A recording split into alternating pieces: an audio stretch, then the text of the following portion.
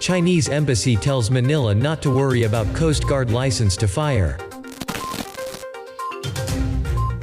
The Chinese embassy in Manila has defended Beijing's controversial Coast Guard law as domestic legislation, and said China would continue to seek a negotiated resolution with the Philippines over their disputes in the South China Sea. China Coast Guard is an administrative law enforcement agency.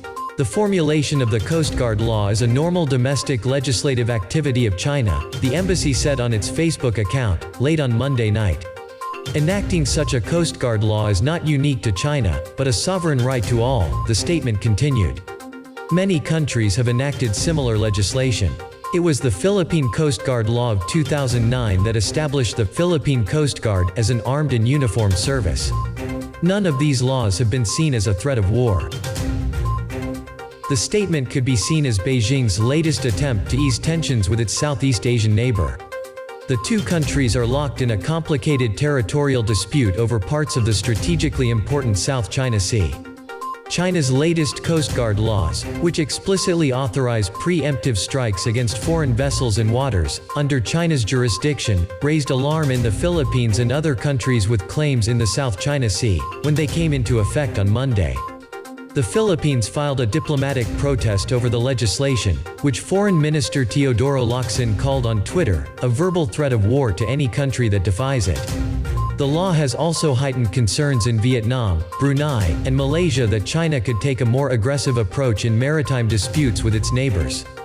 The Chinese mission also dismissed as fabricated local media reports that a Filipino fisherman, Larry Hugo, had been harassed by Coast Guard vessel 5103 near the Philippine-occupied Thitu Island, second largest in the Spratly Archipelago, which is also claimed by China, Taiwan, and Vietnam.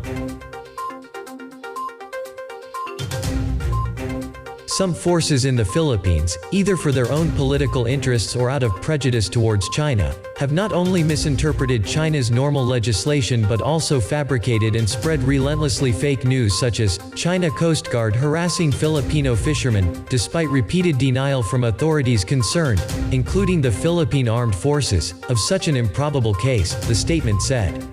The Chinese embassy also sought to justify last week's incursion by the Zhejiang research ship, which entered Philippine waters without permission near Samar, the country's third-largest island. The visit fueled speculation in Manila that it was collecting data in the resource-rich waters. The embassy said the Chinese scientific survey ship was seeking humanitarian shelter in Philippine waters due to unfavorable weather and sea conditions in the Pacific, where they are scheduled to conduct a research mission. The Philippine Daily Inquirer reported on Sunday, citing a government source, that the Chinese vessel had sought clearance from the Philippine authorities on Saturday to drop anchor in Cabagao Bay from January 29 until Tuesday, due to weather and sea conditions, but the application was still pending at the time of publication. The Philippine Coast Guard on Monday said the Chinese survey ship had left that afternoon. Antonio Parade, head of the Armed Forces of the Philippines Southern Luzon Command, also told local media that the ship had sought shelter up to Tuesday because of bad weather. They made the request while they were approaching, Parade said, according to the Malaya Business Insight newspaper. The same Chinese research vessel was seen in waters off the northwest of the Philippines in September. It said at the time it was taking shelter from bad weather and left 3 days later.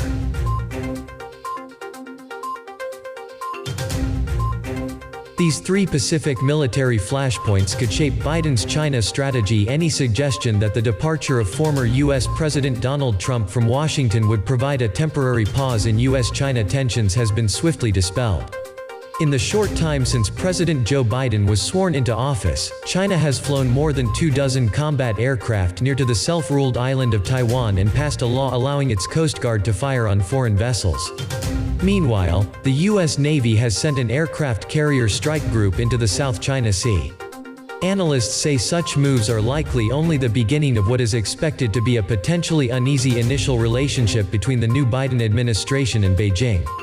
China often uses a series of tests to determine a competitor's intentions or willingness to respond to China's actions, said Carl Schuster, a former director of operations at the U.S. Pacific Command's Joint Intelligence Center.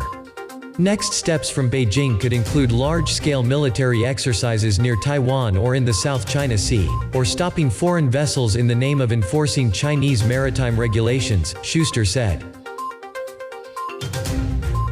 Beijing will be trying to determine where the Biden administration's red lines are, added Schuster. But incoming Biden cabinet secretaries have made clear where his administration will stand on Chinese territorial claims in the Indo-Pacific. I think China is our most challenging, our most significant challenge going forward, new Defense Secretary Lloyd Austin told his confirmation hearing last week. The Defense Department would focus on convincing China, or any adversary, that taking on the U.S. military would be a very bad idea, Austin said. Here's a look at the three key flashpoints between the two sides, the South China Sea. China claims almost all of the 1.3 million square miles the South China Sea. Since 2014 it has built up tiny reefs and sandbars into man-made artificial islands, fortified with missiles, runways, and weapons systems, antagonizing governments with overlapping claims, including the Philippines, Vietnam, Malaysia, Indonesia, Brunei, and Taiwan.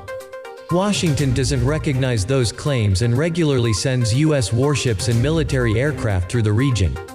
Part of the U.S. presence includes Freedom of Navigation Operations (FONOPS), in which U.S. Navy ships steam within 12 nautical miles, the limit of a nation's territorial waters under international law, of land features claimed by China, including the Spratly and Paracel Islands.